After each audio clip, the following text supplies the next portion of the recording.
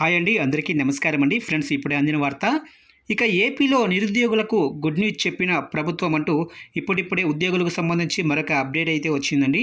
అయితే ఇందుకు సంబంధించిన పూర్తి వివరాలు అయితే మన వీడియోలో తెలుసుకుందామండి. వీడియో మాత్రం ఎక్కడా స్కిప్ చేయకుండా చూడండి ఫ్రెండ్స్, అప్పుడే మనకి పూర్తి సమాచారం అయితే తెలుస్తుంది. ఇక లేట్ చేయకుండా వివరాల్లోకి వెళ్ళిపోదాము.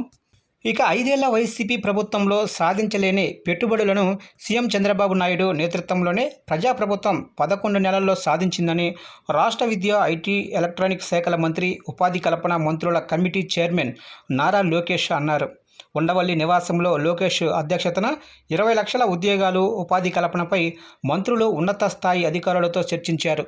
ఈ సమావేశంలో మంత్రి నారా లోకేష్ మాట్లాడుతూ, కూటమి ప్రభుత్వం అధికారంలోకి వచ్చాక ఇప్పటి వరకు 9.20 లక్షల కోట్ల విలువైన 78 భారీ పరిశ్రమలు, 13,895 కోట్ల విలువైన 1,19,580 చిన్న మధ్య తరహా పరిశ్రమలు పెట్టుబడులు పెట్టేందుకు ముందుకు వచ్చాయి. ఈ ప్రాజెక్టుల ద్వారా రాష్ట్రంలోని యువతకు 8.5 లక్షల ఉద్యోగాలు లభిస్తాయని విద్యాశాఖ మంత్రి నారా లోకేష్ చెప్పుకొచ్చారు. ఇక బీచ్ టూరిజం అభివృద్ధిపై ఫోకస్ పెట్టాలి.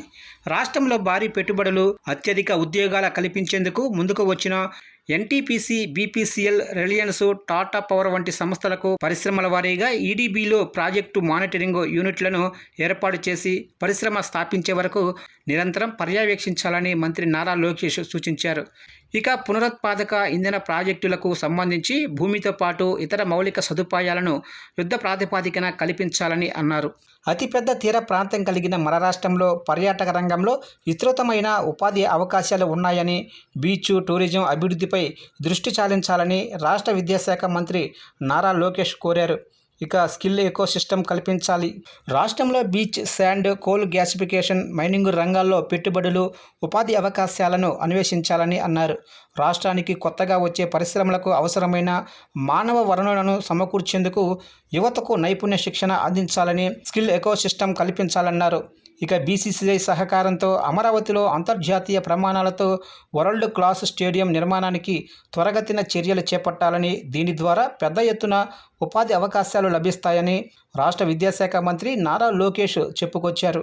ఇక దేశంలో ఎక్కడా లేని విధంగా రాష్ట్రంలో speed of doing, investors friendly విధానాలను అనుసరిస్తున్నామని, వివిధ రంగాల్లో పెట్టుబడులకు ఆసక్తి ఉన్న కంపెనీలతో నేరుగా సంప్రదింపులు జరపాలని మంత్రి లోకేష్ చెప్పారు.